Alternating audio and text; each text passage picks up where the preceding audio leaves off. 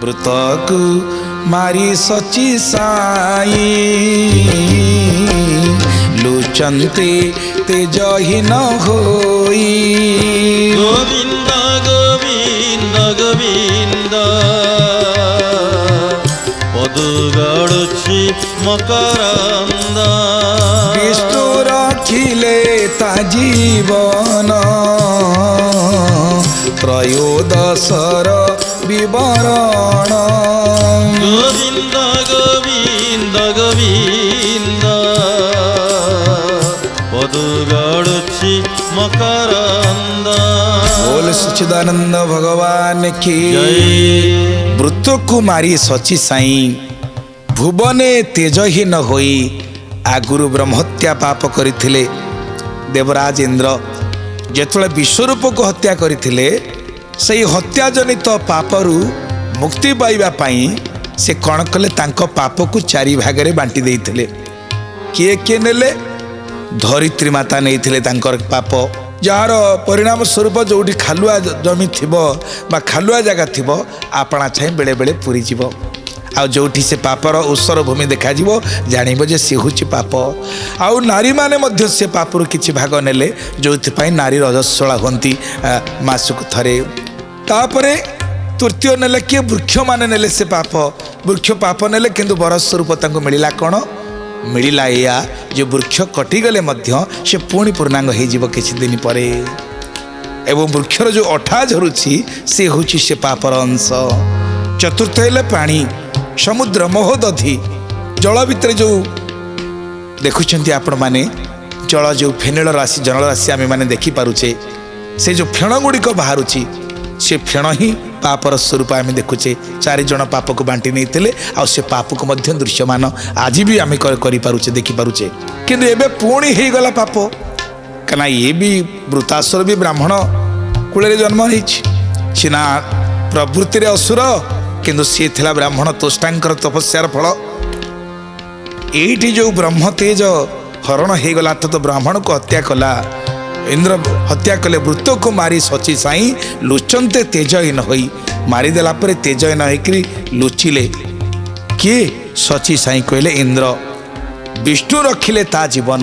ଭଗବାନ ବିଷ୍ଣୁ ତାଙ୍କ ଜୀବନ ରକ୍ଷା କରିଛନ୍ତି। ଏଇ କଥା ତ୍ରୟୋଦଶ ଅଧ୍ୟାୟରେ ବର୍ଣ୍ଣନା କରାଯାଇଛି। କହିଲେ ସେଠୁ ସିନା ପାପରୁ ମୁକ୍ତ ପାଇଁ ତମେ ପାପକୁ ଚାରି ଭାଗରେ ବାଣ୍ଟିଦେଲ, ଏ ପାପର ମୁକ୍ତ ପାଇଁ ତମକୁ ଅଶ୍ୱମେଧ ଯଜ୍ଞ କରିବାକୁ ପଡ଼ିବ। ଆଜି ସେଇ କଥା ପରମହଂସ ଚୂଡ଼ାମଣି ସୁଖଦେବ ଗୋସ୍ୱାମୀ କହୁଛନ୍ତି। ବାଦରାୟଣୀ ଉବାଚ ବୃତ୍ର ହୋଇଲା ଯହୁଁ ହତ ଶୁଣି ହରସ ତ୍ରିଜଗତ। ଗୋବିନ୍ଦ ଗୋବିନ୍ଦ ଗୋବିନ୍ଦ ପଦୁ ଗଡ଼ୁଛି ମକରନ୍ଦ। ଇନ୍ଦ୍ରର ବିନୁ ଯେତେ ଜନ ହରସ ହୋଇଲେ ରାଜନ। ଗୋବିନ୍ଦ ଗୋବିନ୍ଦ ଗୋବିନ୍ଦ ପଦୁ ଗଡ଼ୁଛି ମକରନ୍ଦ। ଅମର ଦେବ ଋଷି ଗଣ ପିତୃଦୈବତ ଯେତେ ପୁଣ।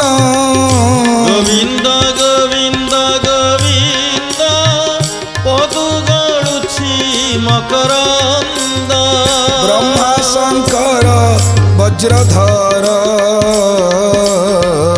ଗଲେ ସେ ଯେ ଯାହାର ପୁର। ଗୋବିନ୍ଦ ଗୋବିନ୍ଦ ଗୋବିନ୍ଦ ପଦୁ ଗଡ଼ୁଛି ମକରନ୍ଦ।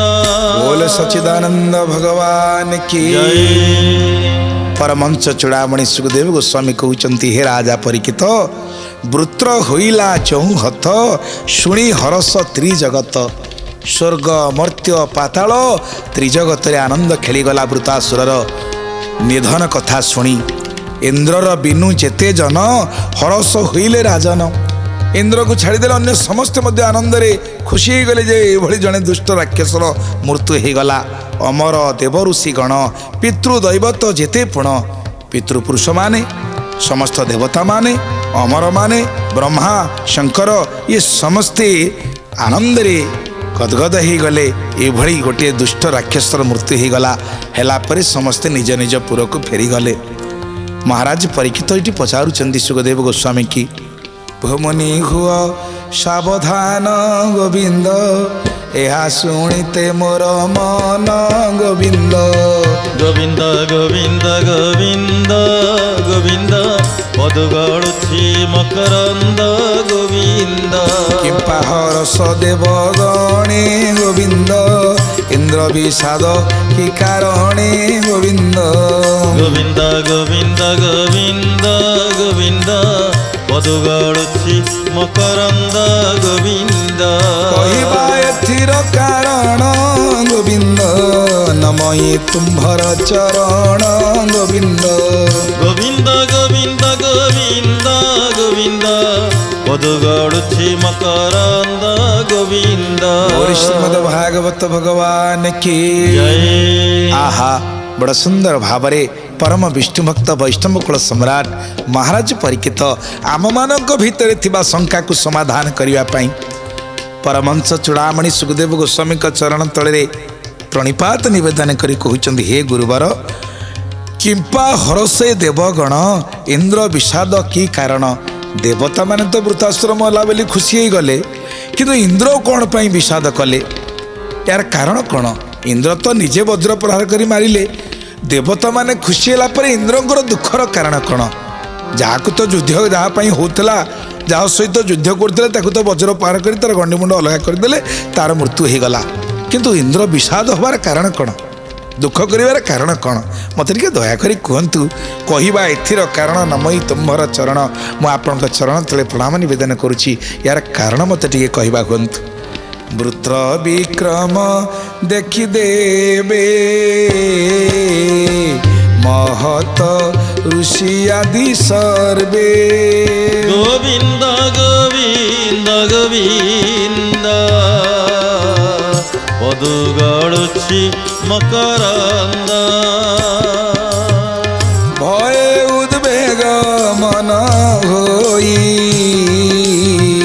କହିଲେ ଇନ୍ଦ୍ରକୁ ସେ ଯାଇ। ଗୋବିନ୍ଦ ଗୋବିନ୍ଦ ଗୋବିନ୍ଦ ପଦୁ ଗଳୁଛି ମକରନ୍ଦ। ଦେବ ଦେବଙ୍କ ଈଶ୍ୱର ବୃତ ସୁରକୁ ସଂହର। ଗୋବିନ୍ଦ ଗୋବିନ୍ଦ ଗୋବିନ୍ଦ ପଦୁ ଗଳୁଛି ମକରନ୍ଦ। ଇନ୍ଦ୍ର ତାନ କଲେ ସ୍ୱୀକାର ବ୍ରାହ୍ମଣ ବଧେ ପାପ ଘୋର। ଗୋବିନ୍ଦ ଗୋବିନ୍ଦ ଗୋବିନ୍ଦ ପଦୁ ଗଳୁଛି ମକରନ୍ଦ। ବୋଲେ ଶ୍ରୀମଦ ଭାଗବତ ଭଗବାନ କି ଜୟ। ପରମହଂସ ଚୂଡ଼ାମଣି ସୁଖଦେବ ଗୋସ୍ୱାମୀ ଉତ୍ତର ଦେବାକୁ ଯାଇ କହୁଛନ୍ତି, ହେ ରାଜା ପରୀକ୍ଷିତ, ଯେତେବେଳେ ଏହି ବୃତାସୁର ଅତ୍ୟନ୍ତ ଭୟଙ୍କର ପ୍ରତାପ ଦେଖେଇଲା, ସ୍ୱର୍ଗ ମର୍ତ୍ତ୍ୟ ପାତାଳପୁରବାସୀ ସମସ୍ତେ ଭୟ କଲେ। ଦେବତାମାନେ, ଋଷିମାନେ, ମୁନିମାନେ, ସାଧୁସନ୍ତମାନେ, ନରମାନେ ସମସ୍ତେ ଭୟ କଲେ ରାକ୍ଷସକୁ। ସମସ୍ତେ ଯାଇ ଦେବରାଜ ଇନ୍ଦ୍ରଙ୍କ ପାଖରେ ଗୁହାରି କଲେ। ମହତ ଋଷି ଆଦି ସର୍ବେ ଏବଂ ବୃତ୍ର ବିକ୍ରମ ଦେଖିଦେବେ। ଭୟ ଉଦ୍ବେଗ ମନ ହୋଇ କହିଲେ ଇନ୍ଦ୍ରକୁ ସେ ଯାଇ। ସମସ୍ତେ ଏକତ୍ରିତ ହୋଇଯାଇ ଇନ୍ଦ୍ରକୁ କହିଲେ। ସମସ୍ତଙ୍କ ଭିତରେ ଉଦ୍ବେଗ, ସମସ୍ତଙ୍କ ମନ ଭିତରେ ଭୟ। କହିଲେ, ହେ ଦେବତାମାନଙ୍କର ଦେବତା ଈଶ୍ୱର, ହେ ଦେବରାଜ ଇନ୍ଦ୍ର, ବୃତ୍ର ଅସୁରକୁ ସଂହାର। ଆପଣ ହେଉଛନ୍ତି ଆମମାନଙ୍କର ଦେବତା। ଆମେ ସମସ୍ତେ ଉଦ୍ବେଗ ପାଉଛୁ ସେ ଭୟଙ୍କର ରାକ୍ଷସ ବୃତାସୁର ପାଇଁ। ଆପଣ ତୁରନ୍ତ ତାକୁ ସଂହାର କରନ୍ତୁ। ଇନ୍ଦ୍ର କହିଲେ, ଆପଣମାନେ ଭଲ କଥା କହୁଛନ୍ତି ଯେ, କିନ୍ତୁ ମୁଁ ଆକୁ ସ୍ୱୀକାର କରିପାରୁନି। କାହିଁକି ନା ମୁଁ ଜାଣିଛି ବ୍ରାହ୍ମଣକୁ ବଧ କଲେ ବହୁତ ଅପରାଧ ହେବ, ପାପ ହେବ। ଗୋଟିଏ ବ୍ରାହ୍ମଣକୁ ବଧ କରି ଯେଉଁ ପାପ ମୁଣ୍ଡେଇଛି ମୁଁ, ସେ କଥା ସିନା ଏ 4 ଜଣ ବାଣ୍ଟି ନେଲେ ବୋଲି।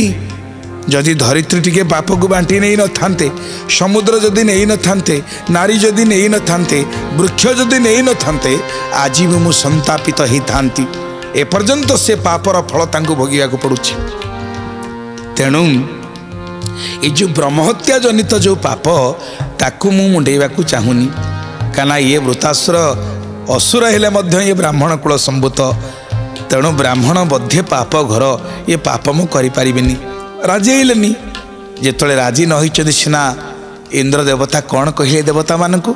ଇନ୍ଦ୍ର ଦେବତା କହୁଛନ୍ତି, ଯେବେ ମାରିଲି ବିଶ୍ୱରୂପ ଗୋବିନ୍ଦ, ଘେନିଲି ବ୍ରହ୍ମହତ୍ୟା ପାପ ଗୋବିନ୍ଦ।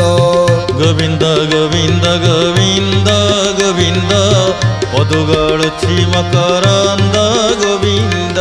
ଭୁଜଳ ସ୍ତ୍ରୀ ଦ୍ରୁମ ମାନେ ଗୋବିନ୍ଦ, ପାପ ଘେନିଲେ ବିଦ୍ୟମାନେ ଗୋବିନ୍ଦ। ଗୋବିନ୍ଦ ଗୋବିନ୍ଦ ଗୋବିନ୍ଦ ଗୋବିନ୍ଦ ପଦୁଗଳୁଛି ମକରନ୍ଦ ଗୋବିନ୍ଦ। ଏବେ ବୃତ୍ରକୁ ବିନାଶିବି ଗୋବିନ୍ଦ, କେମତେ ପାପୁ ନିସ୍ତରିବି ଗୋବିନ୍ଦ। ଗୋବିନ୍ଦ ଗୋବିନ୍ଦ ଗୋବିନ୍ଦ ଗୋବିନ୍ଦ ପଦୁଗଳୁଛି ମକରନ୍ଦ ଗୋବିନ୍ଦ। ଓରି ଶ୍ରୀମଦ ଭାଗବତ ଭଗବାନ କି ଜୟ। ହେ ଦେବତା ମାନେ, ସେଦିନ ମଧ୍ୟ ସେଇଭଳି ବିପଦ ଆସିଥିଲା ବୋଲି ମୁଁ ବିଶ୍ୱରୂପକୁ ବଦ୍ଧ କରିଥିଲି, ଯାହାର ପରିଣାମ ସ୍ୱରୂପ ସେ ବ୍ରାହ୍ମଣ ବଦ୍ଧ ଜନିତ ଯେଉଁ ପାପ ହେଲା, ସେ ପାପକୁ ଭୂ ଜଳ ସ୍ତ୍ରୀ ଆଉ ଦ୍ରୁମ ଏମାନେ ବାଣ୍ଟି ନେଲେ ବୋଲି ସେ ପାପରୁ ରକ୍ଷା ମିଳିଲା। କିନ୍ତୁ ପୁଣି ବୃତାସୁରକୁ ଯଦି ମାରିବି ମୋ ଉପରେ ପୁଣି ବ୍ରହ୍ମ ଅଭିଶାପ ପଡ଼ିବ। ଅର୍ଥାତ ଏ ଯେଉଁ ବ୍ରାହ୍ମଣ ହତ୍ୟା ଜନିତ ପାପରୁ ନିସ୍ତାରିବାର ଉପାୟ କ'ଣ? ଆଜି ଇନ୍ଦ୍ର ସବୁ ଦେବତାମାନଙ୍କ ପାଖରେ ପ୍ରାର୍ଥନା କରି କହୁଛନ୍ତି ଯେ ଆପଣମାନେ ମୋତେ କହୁଛନ୍ତି ଠିକ୍ ଅଛି, ବୃତାସୁରକୁ ମୁଁ ମାରିବି, କିନ୍ତୁ ଗୋଟିଏ ବ୍ରାହ୍ମଣକୁ ହତ୍ୟା କଲା ପରେ ଯେଉଁ ପାପ ହେଲା ତାକୁ ଯଦି ଭୂ ଜଳ ସ୍ତ୍ରୀ ଦ୍ରୁମ ଏମାନେ ବାଣ୍ଟି ନ ନେଇଥାନ୍ତେ ତାହେଲେ ମୁଁ ଆଜି ପାପରେ ତ୍ରସ୍ତ ହେଇଥାନ୍ତି। କିନ୍ତୁ ଏବେ ବୃତ୍ରକୁ ବିନାଶିବି, କେମନ୍ତେ ପାପ ନିସ୍ତରିବି। ସେଦିନ ସିନା ପାପରୁ ନିସ୍ତାର ପାଇଁ ସେମାନେ ପାପକୁ ବାଣ୍ଟି ନେଲେ, ଏବେ ଯେଉଁ ବ୍ରାହ୍ମଣ ବଦ୍ଧ ଜନିତ ପାପ ଅବସ୍ଥାରୁ ନିସ୍ତାର କେମିତି ପାଇବି? ଦେବତାମାନଙ୍କୁ ଏଇ କଥା ପଚାରିଛନ୍ତି ପ୍ରଶ୍ନ କିଏ? ନିଜେ ଦେବରାଜ ଇନ୍ଦ୍ର। ପରମହଂସ ଚୂଡ଼ାମଣି ସୁଖଦେବ ଗୋସ୍ୱାମୀ ସେ କଥାକୁ କହୁଛନ୍ତି, କହିଲେ ହେ ରାଜା ପରୀକ୍ଷିତ, ଇନ୍ଦ୍ର ବଚନେ ଋଷିଗଣ ଶୁଣି ସେ କହନ୍ତି ବଚନ। ଗୋବିନ୍ଦ ଗୋବିନ୍ଦ ଗୋବିନ୍ଦ ପଦୁଗଳୁଛି ମକରନ୍ଦ। ଅଶ୍ୱମେଧ ଯଜ୍ଞକୁ କରି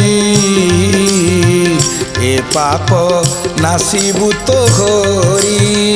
ଗୋବିନ୍ଦ ଗୋବିନ୍ଦ ଗୋବିନ୍ଦ ପଦୁଗଳୁଛି ମକରନ୍ଦ। ବୋଲ ସଚ୍ଚିଦାନନ୍ଦ ଭଗବାନ କି ଜୟ। ଇନ୍ଦ୍ର ବଚନେ ଋଷିଗଣ ଶୁଣି ସେ କହନ୍ତି ବଚନ। ସବୁ ଋଷିମାନେ କହିଲେ ହେ ଇନ୍ଦ୍ର, ଭୟ କରିବାର କିଛି କାରଣ ନାହିଁ। ଏ ଦୁଷ୍ଟ ରାକ୍ଷସକୁ ତୁମେ ଯଦି ବଦ୍ଧ କରିବ, ତୁମର ଯେଉଁ ପାପ ହବ ଅଶ୍ୱମେଧ ଯଜ୍ଞକୁ କରି ଏ ପାପ ନାସିବୁ ତୋହରି। ଆମେ ତୋରି ପାଇଁ ଯଜ୍ଞ କରିବୁ। ସେ ଅଶ୍ୱମେଧ ଯଜ୍ଞରେ ଏ ତୋର ସମସ୍ତ ପାପ ବିନାଶ ହବ। କାହିଁକି ଜାଣୁ? ଭଗବାନ ହେଉଛନ୍ତି ଆତ୍ମପୁରୁଷ। ସେ ଯଦି ତୋ ଉପରେ କରୁଣା କରିଦେଲେ, ସେ ଯଦି ପ୍ରସନ୍ନ ହେଇଗଲେ, ସମସ୍ତ ପାପ ବିନାଶ ହେଇଯିବ। କାହିଁକିନା ମହାପୁରୁଷ ଆତ୍ମା ପର ଗୋବିନ୍ଦ, ଅଖିଳ ଜଗତ ଈଶ୍ୱର ଗୋବିନ୍ଦ। ଗୋବିନ୍ଦ ଗୋବିନ୍ଦ ଗୋବିନ୍ଦ ଗୋବିନ୍ଦ ପଦୁଗଳୁଛି ମକରନ୍ଦ ଗୋବିନ୍ଦ। ଯେ ଦେବ ପ୍ରଭୁ ନାରାୟଣ ଗୋବିନ୍ଦ, ଯଜ୍ଞରେ କରାଇ ପ୍ରସନ୍ନ ଗୋବିନ୍ଦ। ଗୋବିନ୍ଦ ଗୋବିନ୍ଦ ଗୋବିନ୍ଦ ଗୋବିନ୍ଦ ପଦୁଗଳୁଛି ମକରନ୍ଦ ଗୋବିନ୍ଦ। ଉତ୍ତର ବଧୁ ଦେବ ବର ଗୋବିନ୍ଦ, ଅବହେଳାରେ ହେବୁ ପାର ଗୋବିନ୍ଦ। ଗୋବିନ୍ଦ ଗୋବିନ୍ଦ ଗୋବିନ୍ଦ ଗୋବିନ୍ଦ ପଦୁଗଳୁଛି ମକରନ୍ଦ ଗୋବିନ୍ଦ। ଓରି ଶ୍ରୀମଦ ଭାଗବତ ଭଗବାନ କି ଜୟ। ଆହା, ଋଷିମୁନି ମାନେ ସୁନ୍ଦର ଭାବରେ ଦେବରାଜ ଇନ୍ଦ୍ରକୁ ବୁଝେଇ ଦେଲେ। କହିଲେ ହେ ଦେବରାଜ ଇନ୍ଦ୍ର, ତୁମର ଏଇ ବ୍ରାହ୍ମଣ ବଦ୍ଧ ଜନିତ ଯେଉଁ ବ୍ରହ୍ମହତ୍ୟା ପାପ ହବ, ଆମେ ଅଶ୍ୱମେଧ ଯଜ୍ଞ କରି କ'ଣ କରିବୁ? ସେଥିରୁ ତୁମକୁ ମୁକ୍ତ କରେଇବୁ। କାହିଁକି ନା ଯେଉଁ ପରମାତ୍ମା ଅଖିଳ ଜଗତର ଈଶ୍ୱର ଯେ ଦେବ ପ୍ରଭୁ ନାରାୟଣ ଯଜ୍ଞରେ କରାଇ ପ୍ରସନ୍ନ। ଭଗବାନ ତ ଯଜ୍ଞ ନାରାୟଣ, ସେ ଯଦି ଯଜ୍ଞରେ ପ୍ରସନ୍ନ ହେଇଗଲେ ବୃତର ବନ୍ଧୁ ତାକୁ ବଦ୍ଧ କରିବା ଦ୍ୱାରା ଯେଉଁ ପାପ ହେବ ଅବହେଳାରେ ତୁ ସେ ପାପରୁ ମୁକ୍ତ ହେବୁ ଯଦି ଭଗବାନ ପ୍ରସନ୍ନ ହେଇଗଲେ ତୋ ଉପରେ। ତେଣୁ ବ୍ରାହ୍ମଣ ଗୁରୁ ପିତା ମାତା ଯେ ଜନ ଆର୍ଯ୍ୟ ଆଚାର୍ଯ୍ୟର ହନ୍ତା ଶ୍ୱାନକୁ ଖାଇଅବା ଯେହୁ ଶୁଣ କହିବା ମହାବାହୁ ନାମ କୀର୍ତ୍ତନ ଯେହୁ କରେ ଏ ସର୍ବ ପାପୁ ସେହୁ ତରେ। ବଡ଼ ବିଚିତ୍ର କଥା କହିଲେ ଋଷିମାନେ। କହିଲେ ହେ ଦେବରାଜ ଇନ୍ଦ୍ର ଧ୍ୟାନ ଦେଇ ଶୁଣ, ଯଦି ଭୁଲ ବଶତଃ ଏହି ଘଟଣା ସବୁ ଘଟିଥିବ କ'ଣ ବ୍ରାହ୍ମଣ ଗୁରୁ ପିତା ମାତା ଯେ ଜନ ଆଚାର୍ଯ୍ୟର ହନ୍ତା ଗୋବିନ୍ଦ ଗୋବିନ୍ଦ ଗୋବିନ୍ଦ ପଦୁ ଗଡ଼ୁଛି ମକରନ୍ଦ ଶ୍ୱାନକୁ ଖାଇ ଅବା ଯେହୁ ଶୁଣ କହିବା ମହାବାହୁ ଗୋବିନ୍ଦ ଗୋବିନ୍ଦ ଗୋବିନ୍ଦ ପଦୁ ଗଡ଼ୁଛି ମକରନ୍ଦ ନାମ ଯଜ୍ଞକୁ କରି ତୁହି ଜପିବୁ ପ୍ରଭୁ ଭାବ ଗ୍ରାହୀ। ଗୋବିନ୍ଦ ଗୋବିନ୍ଦ ଗୋବିନ୍ଦ ପଦୁ ଗଡ଼ୁଛି ମକରନ୍ଦ ତାଙ୍କ ପ୍ରସନେ ଦେବ ବର ଦୂରିତ କେତେ କମାତର। ଗୋବିନ୍ଦ ଗୋବିନ୍ଦ ଗୋବିନ୍ଦ ପଦୁ ଗଡ଼ୁଛି ମକରନ୍ଦ। ବୋଲ ଶ୍ରୀମଦ ଭାଗବତ ଭଗବାନ କି ଜୟ।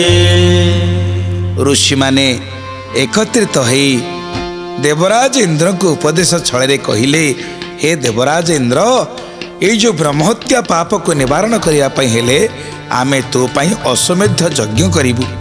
ଆଉ ସେଇ ଯଜ୍ଞରେ ଭଗବାନ ନାରାୟଣ ତୋ ପ୍ରତି ପ୍ରସନ୍ନ ହେଇଗଲେ ଯେତେ ପାପ ଅଛି ସମସ୍ତ ପାପ ନଷ୍ଟ ହେଇଯିବ।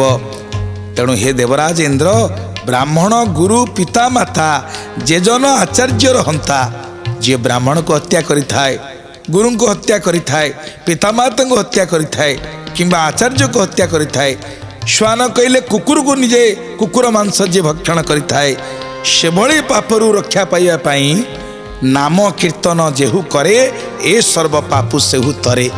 ଋଷିମାନେ କହୁଛନ୍ତି ଯେ ଏଇ ପ୍ରକାର ଯଦି କୁକର୍ମ ଜଣେ କରି ପାପ ଅର୍ଜନ କରିଥାଏ ଭଗବାନଙ୍କର ନାମ ସଂକୀର୍ତ୍ତନ କରିବା ଦ୍ୱାରା ନାମ କୀର୍ତ୍ତନ ଯେହୁ କରେ ଏ ସର୍ବ ପାପୁ ସେହୁ ତରେ।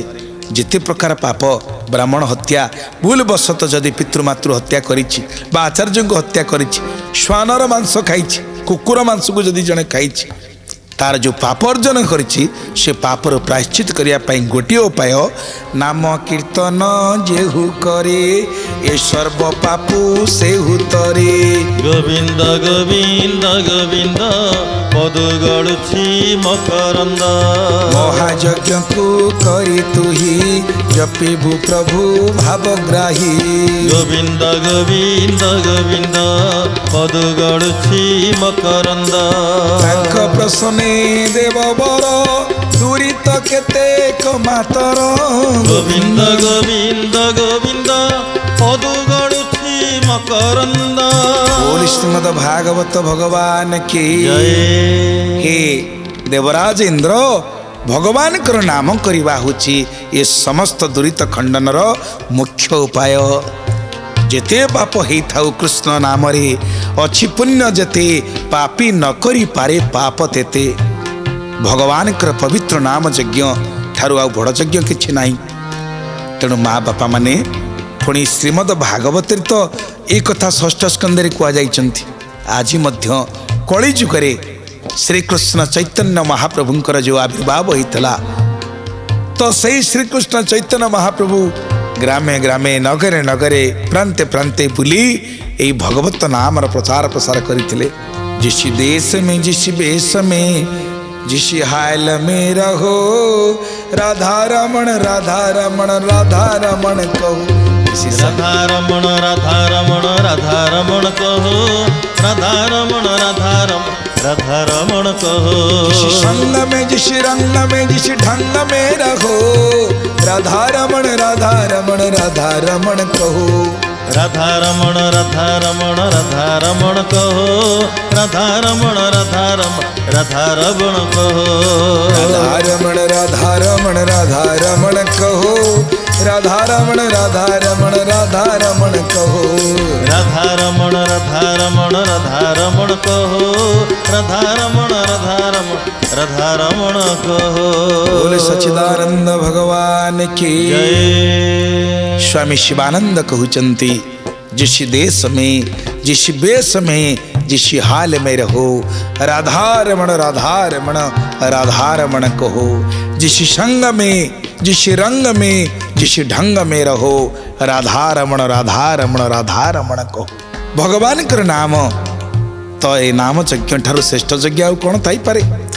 तेणु कली जुगरे कृते ध्यायते विष्णु त्रेतयांग जचत मुखे द्वापरे परिचर्यायां कलौ के सब कीर्तनात्। ये कली जुगरे जप ध्यान तपस्या ये विशेष काम दबनी। हरिनाम ही केवल हरिनाम ही केवल हरिनाम ही केवल।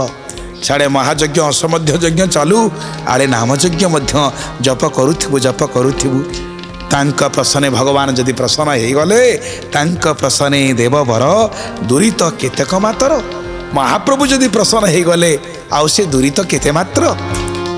सही अमृतमयी कथा को आमे माने आस्वादन करिबा पुणी परवर्ती पर्याय। आज तो समय जाइछि।